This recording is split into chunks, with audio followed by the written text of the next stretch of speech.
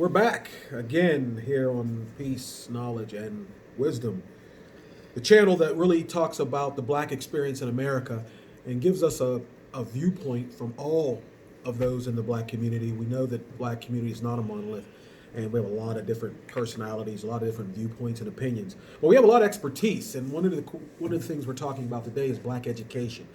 And providing us that expertise today is the founding dean of culture at Vanguard Collegiate here in Indianapolis, Indiana. And he's been sitting down and giving us a wealth of information and making us think about some issues with our Black youth and education. And we're going to pick up this discussion in part two. Mr. Love, we're going to start it with, explain to me what you think an investment in intervention means. I've heard a lot about intervention as it relates to in school learning intervention, and what I also want you to kind of talk about is there's been a discussion about fully credentialed teachers and non-credentialed teacher. What would that do? What would we need to know as an audience what that would mean?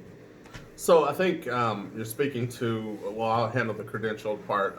Speaking to those that have gone through traditional teacher training. So I went through a traditional program at my alma mater. And it includes pedagogy, which is the art of teaching or the psychology of teaching, curriculum, things like that. You also go through your content areas. So I was a history teacher. I was a social studies teacher. And so I was a history major. And then what I found was helpful was psychology. So I have a psychology minor as well. Okay. And so I just ended up loving psychology anyway. And then as I grew into my educational career, I saw the use and the benefit for understanding who learners are, who people are, how that interaction occurs. And so that credential versus uncredential is really that academic set of, everything that goes into the craft of teaching. And so what we've seen now is a lot of folks who have had other careers. So like we have a teacher who is a licensed engineer. Oh, okay. And so he's teaching math and science. And so, you see, while he may not have been in the teacher prep program, he still has practical knowledge to teach, at least at a middle school level and high school level, elements of math and science. And so had a whole career as an engineer. And so there are pathways within Indiana to retroactively go back and get that teacher certification or take the tests that are associated with it. And so some of the arguments have been, well, if you're not going to school for being a teacher, you can't be a teacher. Right. That sounds very silly to a community and culture that honestly is of need. Right. We're facing one of the largest teacher shortages in our country. The profession is not valued as much as it should be, right? Say that again. Right. The profession is not valued as much as it should be. You think of other countries, and teachers are put on the same platforms as doctors and lawyers and statesmen. And so because other countries see the priority or prioritization of what education does for a culture. I think that says a lot about America.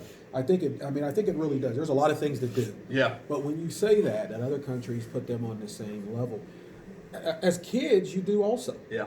I guess it's just in America, it's so much about the dollar that unfortunately the culture itself has decided to make the teacher lower because of their dollars that they make, whereas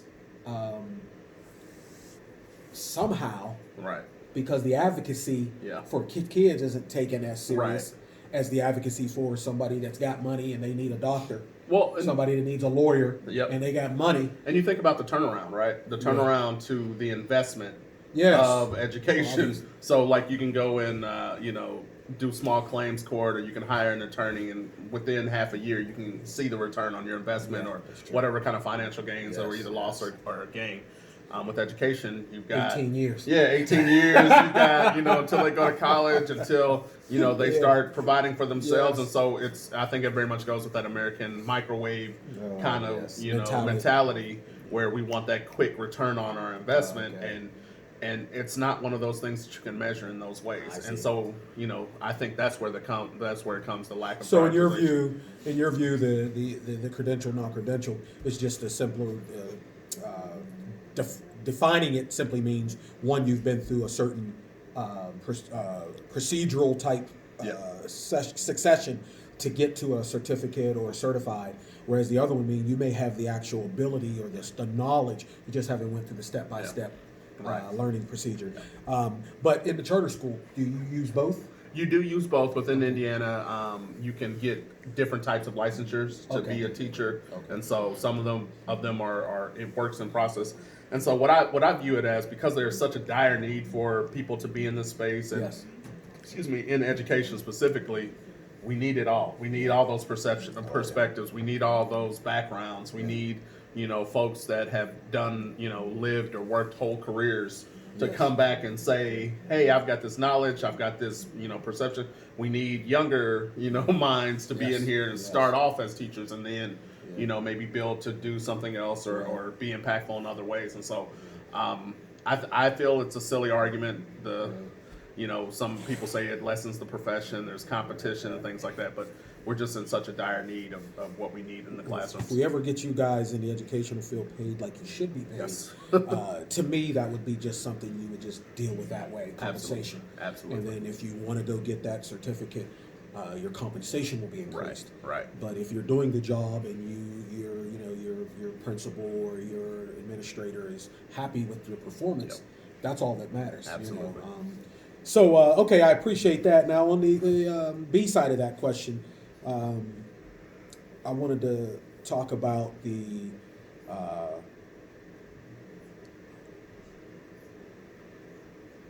eliminating the gap. Oh, that's what I wanted to talk about. The educational system. We talked about intervention. You talked about credential and non-credential, meaning the type of teacher in the classroom and some of the things that happen in the classroom. But let's say that you were the Secretary of Education. You're in administration where the president has said, Mr. Love, I want you to take care of this educational system. We want to turn it around. And I want to concentrate. You have a president of the city want to concentrate on this achievement gap that black youth have as compared to the white counterparts. What's some of the things you could see yourself doing? And do you think that there is something that could be done from that position with an unlimited budget? What could somebody do with that? What would you try to do in order to... That's a multi-layered approach. It's daunting in a lot of ways, I think, just because there are just so many factors that go into the achievement gap. And so we've talked about some of them already. Yes. We talked about, what schools aim and what their purpose is, right? I think that's shifted to not only just giving kids every type of knowledge, but I think it's shifted to how can we prepare you to be, or how can we prepare kids to be successful adults. And success looks a lot of different ways, whether you're prepared, you have access to college, are we setting you up to be a contributing member of society? And that's my own personal view of what the goal of education is now currently is to produce multiple members of contributing members of society, right? That'll help better your city, state, country. And so that looks a lot of different ways. If I have unlimited resources, we attack parents' education. If they're in that cycle of poverty, we help them. So let's take that. Let's take that first. Then. One of the things you said you'd attack is the parents with the kids. How can you help parents, or focus on that from the educational standpoint? What could a school do? I think schools are here to not only educate their children, but to help parents know what they don't know. And so one of the funny quips about education is everyone thinks that they're an expert because they've been through 12 years of education. And we know that to not be true. There are things that are evolving. And so I wouldn't say that parents would be the first thing that I would accomplish. I would say on that multi-layered approach, that would be one of the prongs that we attach. Would it be educating the parents, meaning, would you put the PTO and the PTA on steroids because you had the financial wherewithal to be able to maybe, I don't know, pay parents a stipend for actually attending PTA? I think it goes further than that. I think it goes to, hey, this is what a healthy meal looks like for your children. This is what is an appropriate bedtime for your children to be successful in the class. This is what exposure pieces you should have for your children outside of the classroom. And so it's not this hyper vigilant, it's a lot of times, and I come from, I guess, my purview of parents who either have trauma with their own education, or Yes. didn't complete their own education, or weren't parented themselves. Or do you think it's important? Right, yeah, exactly. Or education was not a priority. Right. And so it's these things that we think are very commonplace, and I think that it applies, regardless of what your audience you're serving. Okay.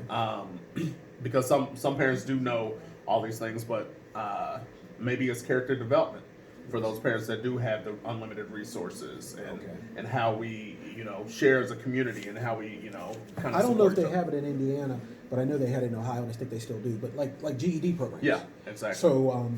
So then, being the Secretary of Education, you could put money towards, Yeah. and that's just one. We're not prioritizing it. I just want to break the layers down. Yeah. You mentioned the key achievement gap, and the same thing. When Ms. McIntyre said the same thing.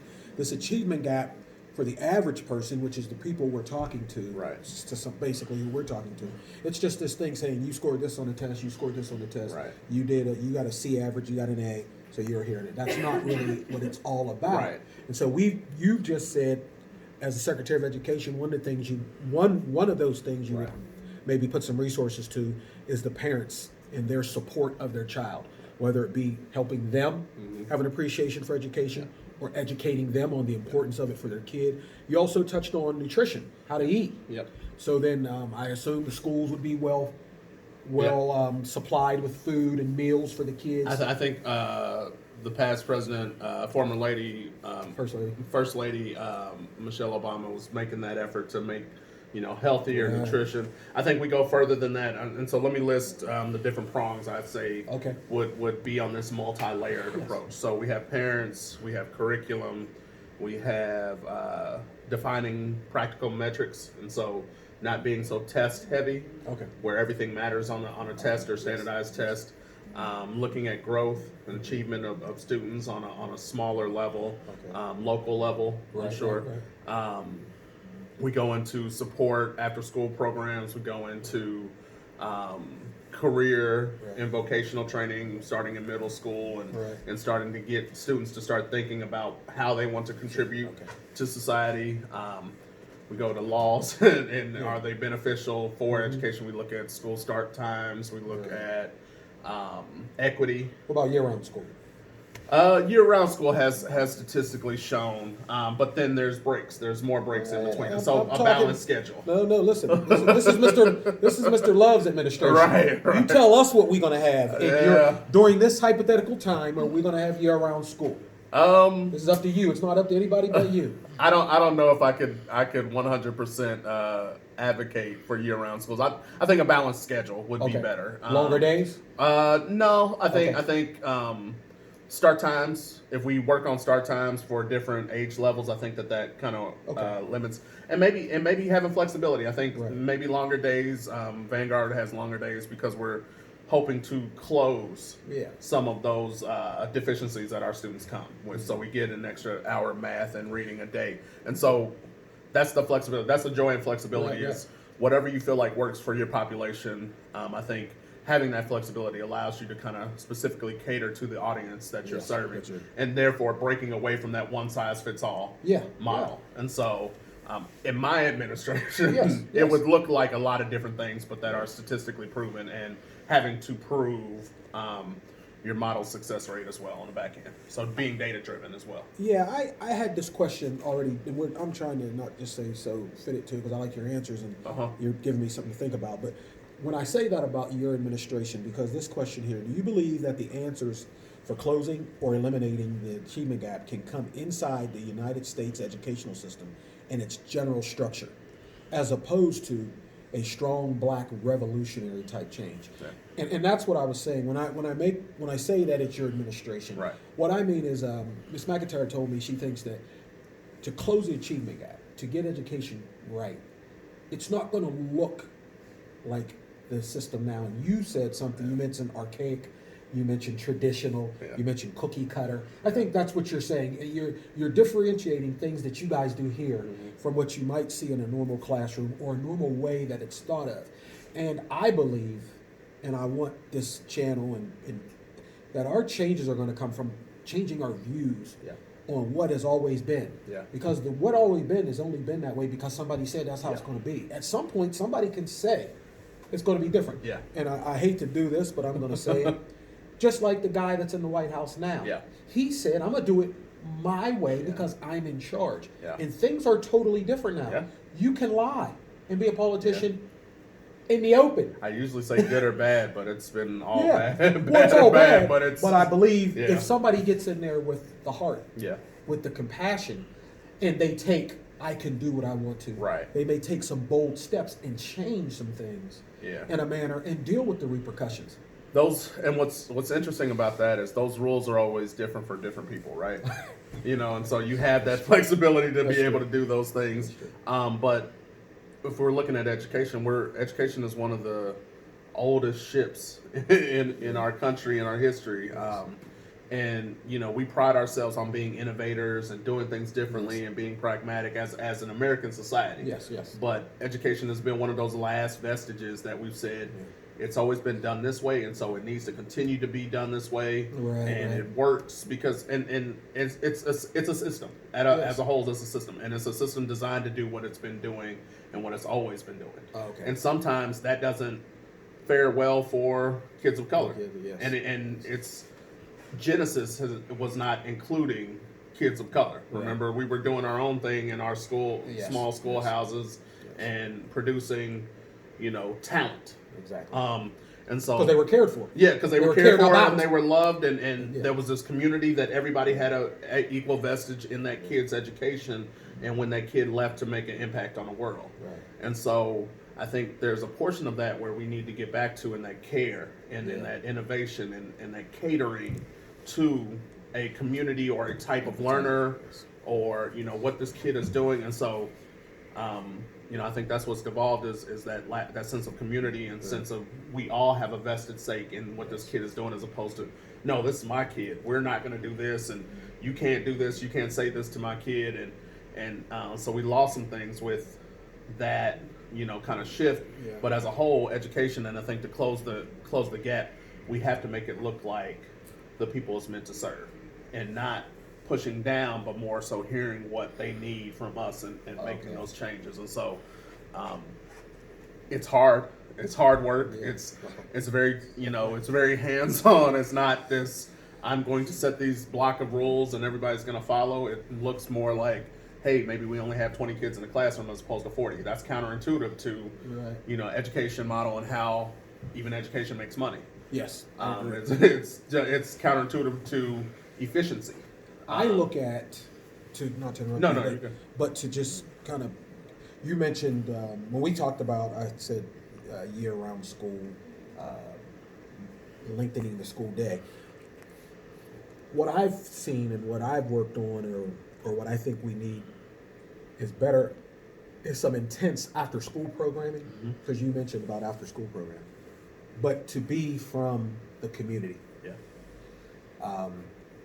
Something that is set up that is intense, meaning rigorous, Yes. or at least set up in a scheduling type manner. Right.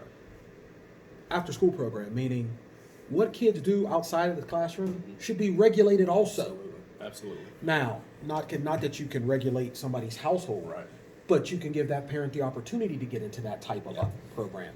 And it helps them out at the end of the day if they have to work longer hours, if they are a single parent and need some help from that village. And so Yes. you look at examples from Jeffrey Canada's Yes, Harlem Zone. up in Harlem. Yeah, and so like that boarding school where they have the kid, insulated from, Yes. a lot of what urban, Yeah. urban situations are. And so that's beneficial because it provides that Yes. wraparound services Yes. to keep that kid engaged. And I focused. think in that situation, it's kind of like in a household. Yeah. There's things you did in the household because your mom and dad, you did it by restraint. Right. Like right. you came in, you were supposed to come through because there was a punishment on it. Right, absolutely. You got good grades in school. You didn't goof around in school. There was punishment Right, attached exactly. to it. And I'm not saying that we need to have that total system that Right. way. But again, the opportunity to have that. And I think so hopefully in a love administration, there will be some monies for any nonprofit organization, Yes, child absolutely. advocacy groups that pass the muster on whatever you would set a standard, but that assist the school. Yeah. Because I think if I come in with an after school program and I tell you, hey, we're gonna enhance the kids' reading, their writing, their thinking, their respect, and their manners. Mm-hmm. That's what this program is going to set up to do. We're going to do that by having the same thing you have. Right. We're going to have 5 classes, 6 classes that a parent has to sign their child up for. Yeah.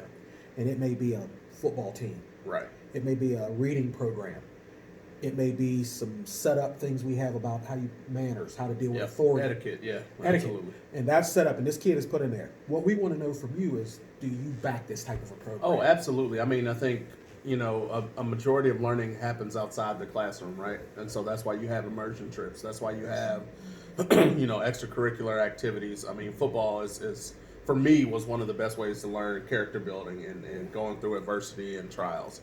And so it's extremely important to have these programs that are vetted, that show data, that provide exposure, that tie to a kid. I mean, it may be an arts-based thing, whatever ties to that kid's learning and supplements that learning, and that's coming from a caring space. And I think we see the benefits of that, even though it's not right there in that microwave kind of concept.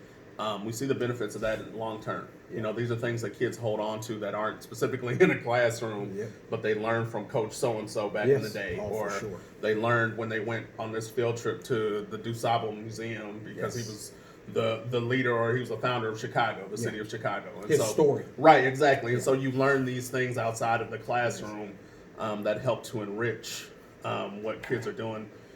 And I mean, I think that there's always this fear that, is because it's not in a typical classroom that you can't say that learning is occurring. But, kids are so malleable and resilient and are soaking up so much information during this time that everything is a valued experience. Good deal. We're going to wrap this up. 2 questions left. The first question I want to kind of park on is Black History Month. Yeah. Right off the top of your head, favorite black person in history? I'd have to go with Thurgood Marshall. I'd have to go with Nope, one. Why Thurgood Marshall? So tell the audience a little bit about Thurgood Marshall. So Thurgood Marshall was 8th grade. When you do Black History projects, in your elementary school, everybody picks Malcolm or Martin, or they pick other famous characters. Rosa I think, Parks. Rosa Parks. The ones that are just there. At a very early age, I knew I wanted to be a lawyer. I knew I wanted to be a judge, and so I was looking around for folks that looked like me, that were serving in these positions. I'm not sure where it came from. Maybe my grandmother or grandfather. They instilled in that, set your goals based on, who's there and where you want to be, and then work backwards. And so I picked Thurgood Marshall just because he was Supreme Court Justice then. Well, he was still alive, and he was on the U.S. Supreme Court judge. He was the only guy up there that looked like me. And so I read his story, read his background, and it just resonated with me.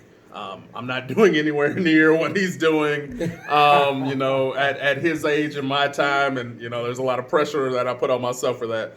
But he was just instrumental in making sure that there was equity there, and I think that's always rang true with me.